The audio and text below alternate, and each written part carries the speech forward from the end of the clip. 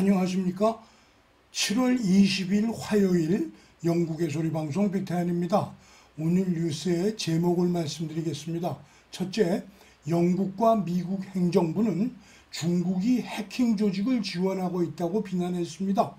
둘째, 홈오피스 월요일이던 어제 하루 최소 430명의 불법 이민자가 들어왔다고 보도했습니다.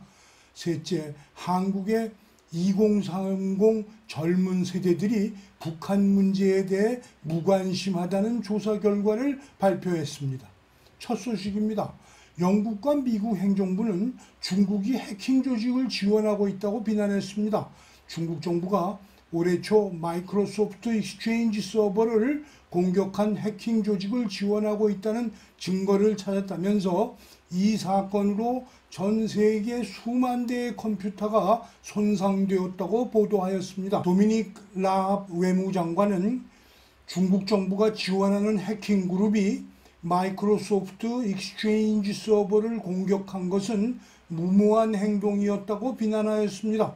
이어서 라합 장관은 중국 정부가 이런 유형의 사이버 파괴 행위를 중단해야 하며 그렇지 않을 경우 책임을 물을 것이라고 경고하였습니다. 또한 19일 미국 정부도 중국 정부가 해커들을 매수, 랜섬웨어 공격을 포함 베이징에서의 일련의 사이버 공격 유형을 공개하였습니다. 두 번째 소식입니다. 홈오피스 월요일이던 어제 하루 최소 430명의 불법 이민자가 채널 해협을 건너 영국으로 들어왔으며 이 숫자는 1일 기록으로는 최고치를 기록했다고 BBC 방송이 보도하였습니다. 실제 50여 명이 탄 작은 보트가 프랑스 깔레 지역의 해변을 떠나 켄트 지방의 던지네스 해변에 도착하는 것을 목격하였다고 홈오피스 직원은 말하였습니다. 지난주 정부 검찰청과 법원과의 견해 차이로 해협을 보트로 건너오는 사람들에 대한 기소 중지를 선언한 후 불법 이주 인원은 급격히 늘었습니다. 이민국에서는 불법이라 용서할 수 없다면서 문제 해결을 위한 실질적 조치를 취하고 있다고 주장하였습니다. 일요일이던 18일에는 241명이 8척의 보트에 나누어 타고 영국에 도착하였습니다. 세 번째 소식입니다. 한국의 2030 젊은 세대들이 북한 문제에 대해 무관심하다는 조사 결과가 나왔다고 한국통일연구기관이 보도하였습니다. 밀레니엄 시대의 통일에 대한 무관심이 74%나 되고 김정은에 대한 신뢰가 작년에 비해 반밖에 안 되는 14.3%라는 내용이었습니다. 예상 이외의 데이터였습니다. 그래서 오차 한계를 먼저 살펴보았습니다. 95%의 정확도에 3%의 오차가 있을 수 있다는 주역이 붙어 있었습니다. 만일 한국의 MZ세대가 북한 문제와 통일에 저렇게 관심이 없다면 촛불을 들고 거리에 나와 김정은의 피켓을 들고 시위하던 아이들은 누구네 집 아들, 딸들이었나요? 세종문화회관 앞에 늘어앉아 김정은을 찬양하는 노래를 부르고 그의 친구가 되고 싶다는 여학생들은 누구 집 딸이었나요? 당시 신문에서는 시위하는 여학생과 의견을 실으면서 살이 좀 쪘지만 미남이고 착해 보인다며 좋아서 사죽을 못 쓰는 듯한 여학생은 탈북자였던가요? 미군 철수를 외치던 남녀 학생들은 모두 어디로 갔나요? 그들이 갑자기 마음을 모두 바꾼 걸까요? 도저히 믿어지지 않는 데이터입니다. 그래서일까요? 미국의 소리방송 BOA에서도 첫 보도로 다루었습니다. 한국 정부 산하 국책연구기관인 통일연구원이 최근 발표한 한국 성인 남녀들의 통일의식 조사 결과 응답자의 61%가 북한에 대해 관심이 없다고 답했습니다. 특히 1991년 이후 출생한 이른바 밀레니얼 세대는 4명 중 3명꼴인 74%가 북한에 무관심하다고 답해 지난 2015년 66.7% 이후 꾸준히 느는 것으로 나타났습니다.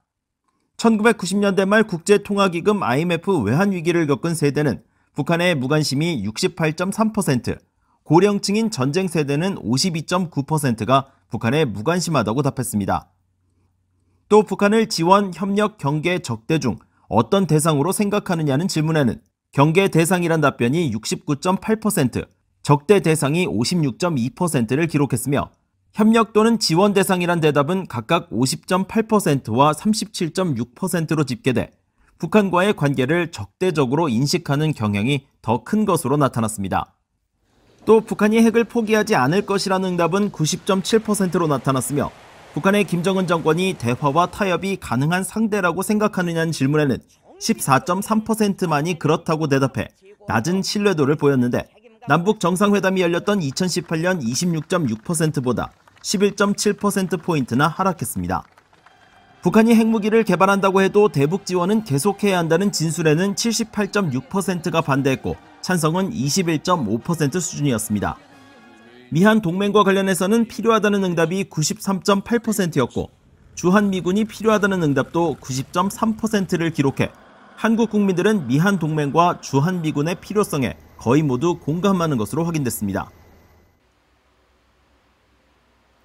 갑자기 왜 이런 통계가 필요한 걸까요? 90%가 넘는 청년들이 한미동맹을 원한다고 하니 이건 더욱 믿어지지 않지 않습니까? 이런 통계를 만드는 이유가 나변에 있을까요? 국민을 개돼지로 일컬으면서 먹이를 가지고 다룰 수 있죠. 더욱이 가난하던 시절의 어려움이 머릿속에 남아있는 6070들을 다루기는 쉽다고 할 수 있습니다. 이미 전교조에 의해 세뇌가 된 2030을 활용해 먹는 방법은 무엇일까요? 안타까운 생각이 가슴을 짓누릅니다. 불과 1200명의 조사 대상자를 어떤 기준으로 뽑았을지로 짐작이 가고 남네요. 아마도 그들은 강남 좌파들의 여유 있는 가정에서 곱게 자라 스카이에 진학한 아이들일 것입니다. 겉으로는 우파인 척하면서 선거 때면 좌파를 찍는 부모들의 행태에 염증을 느낀 자녀들일 수 있습니다. 때문에 그 아이들의 머릿속엔 부모를 포함 모든 것 버리고 빠른 시간 내에 미국에 가서 살고 싶다는 생각만 가득 차 있을지도 모릅니다.